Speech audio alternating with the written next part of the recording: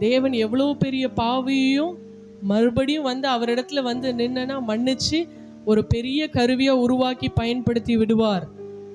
பேதுரு அதற்கு பெரிய அடையாளம். யூதாஸ் தேவனோடு அவனுக்கு ஐக்கியம் இல்லை, அவரோடு கூட ஊழியம் செஞ்சான்.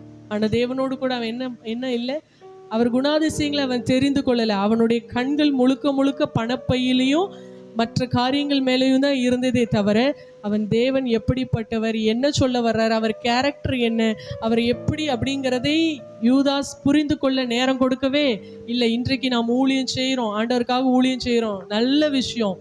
ஆண்டவர் யாருன்னு நீங்க புரிஞ்சுக்கணும்.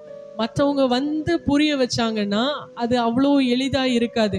மற்றவர்கள் சொல்லி சொல்லி தான் உங்க தேவனை நீங்க புரிஞ்சுக்கிடணும்னா ஒரு காலத்துல உங்கள் தேவன் மேல உங்களுக்கே வெறுப்பாயிரும். உங்கள் தேவனை பற்றி நீங்கள் தெரிந்து கொள்ளணும். வேதம் சொல்லுது, நீங்கள் அமர்ந்திருந்து நானே தேவன் என்று அறிந்து கொள்ளுங்க. நீங்க உட்காருங்க தேவ பிரசன்னத்துல, நீங்க உட்கார்ந்து பைபிள் படிங்க, நீங்க உட்கார்ந்து ஜெபிங்க. ஏசப்பா, நான் உங்களை அறியணும், உங்களுடைய குணாதிசயங்களை நான் அறியணும், நீங்க எவ்வளவு அன்புள்ளவர் நான் என் வாழ்க்கையில பார்க்கணும், நீங்க எவ்வளவு என்ன நேசிக்கிறீங்கன்னா அதை உணரணும், எனக்கு இன்னும் உங்களுடைய கேரக்டரை எனக்கு இன்னும் புரிஞ்சுக்கொள்ள கிருபை தாங்க.